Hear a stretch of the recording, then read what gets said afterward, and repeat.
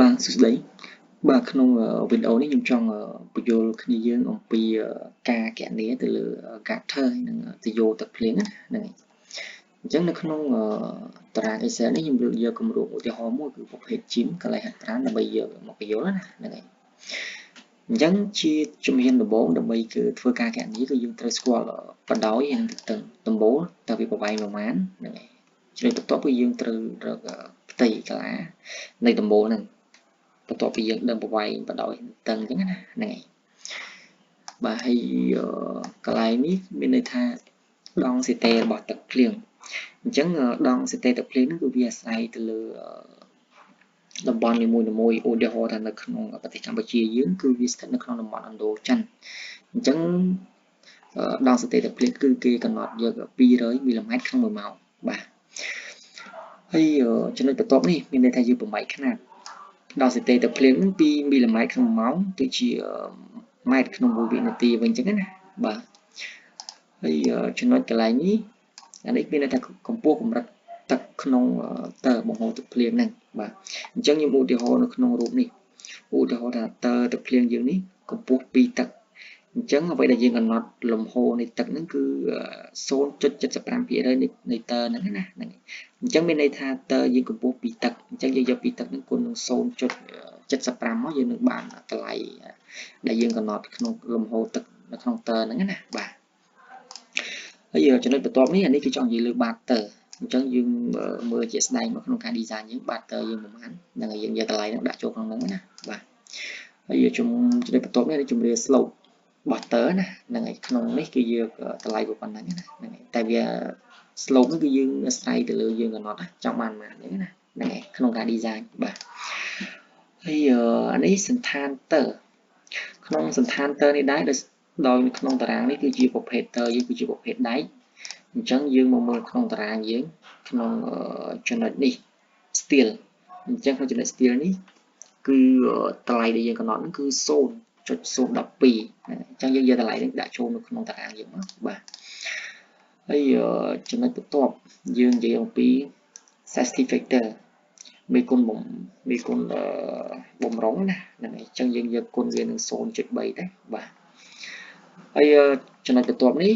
យើងនិយាយអំពីចំនួនទយោដែលយើងតម្លាក់ចុះណាហ្នឹងហើយអញ្ចឹងកន្លែងនេះ number of down staff នេះយើងយក4អញ្ចឹងមានន័យថាផ្ទៃដំបូលវាប៉ុណ្ណឹងគឺយើងគិតចំណុច4ចំណុចដើម្បីរំដោះទឹកណាហ្នឹងហើយដោយចំណុចបន្ទាប់គេនិយាយអំពី DN 0.15 ម៉ែត្រអញ្ចឹងកន្លែងនេះគឺយកពីទំហំទយោអញ្ចឹងទំហំទយោយើងកន្លែងនេះគឺវាស្មើនឹងទយោ150ហ្នឹងហើយទំហំ150មីលីម៉ែត្របាទហើយចំណុចបន្ទាប់នេះយើងនិយាយអំពីសន្ទុះទនេផែនដីបាទសន្ទុះទនេផែនដីនឹងគឺយើងកំណត់យកតម្លៃវាប៉ុណ្ណឹងតែម្ដងបាទហើយកន្លែងនេះយើងនិយាយអំពីកម្ពស់តើទឹកភ្លៀងដែរលំហូរទឹកក្នុងតើទឹកភ្លៀងដូចខាងលើដែរបាទហើយកន្លែងនេះគឺវាចង់និយាយអំពីមេគុណកិតប្រភេទដៃគឺយើងយក 0.6 ហ្នឹងហើយអញ្ចឹងបន្ទាប់ពីយើងកំណត់តម្លៃនៅក្នុងបច្ចេកយើងក្នុងតារាងនេះហើយយើងនឹងបានតម្លៃដូចខាងក្រោមនេះបាទអញ្ចឹងគុយ QR ហ្នឹងមានន័យថាបរិមាណទឹកភ្លៀងលើផ្ទៃដំបូលដែលយើងត្រូវការណាហ្នឹងហើយអញ្ចឹងយើងទទួលបានតម្លៃប៉ុណ្ណឹងហើយចំណុចបន្ទាប់នេះយើងគណនារកបរិមាណទឹកភ្លៀងក្នុងតើដែលយើងគណនាហ្នឹងតើវាស្មើនឹងចំនួនប្រមាណអញ្ចឹងណាហ្នឹងហើយអញ្ចឹងកន្លែងនេះគុយ F នេះបរិមាណទឹកភ្លៀងនៅក្នុងតើដែលវាអាចផ្ទុកបានណាហ្នឹងហើយអញ្ចឹងបើករណីដែលយើងគណនាទៅឃើញធំជាង QR អញ្ចឹងមានន័យថាយើងអាចទទួលយកបានណា acceptable បាទហើយចំណុចបន្ទាប់យើងគណនាអំពីទយោអញ្ចឹងករណីទយោនេះគឺដូចគ្នាបើករណីដែលយើងគណនា Q pi យើងធំជាង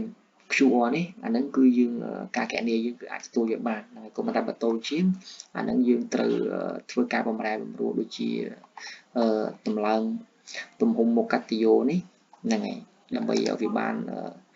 Q យើងនេះធំជាង QR ណាហ្នឹងហើយហើយវិធីសាស្ត្រមួយទៀតយើងអាចបន្ថែមមានន័យថាយើងបន្ថែម number of down source នេះឲ្យវាច្រើនទៅ ជាងអ្វីដែលយើងកំណត់ពីមុនហ្នឹងទៅហ្នឹងហើយវានឹងវាអាចជាមូលហេតុមួយដែលយើងអាចកំណត់ Q pi នេះធំជាង QR ដែរក្នុងការយើងកំណត់ទៅតាមអ្វីដែលយើងគិតថាជាក់ស្ដែងយើងចង់បាន idea មួយណាសម្រាប់ការ design យើងណាហ្នឹងហើយបាទអញ្ចឹងការកណនីមេរៀននេះគឺមានប៉ុណ្ណឹងចំណុចណាបាទហ្នឹងហើយអរគុណច្រើន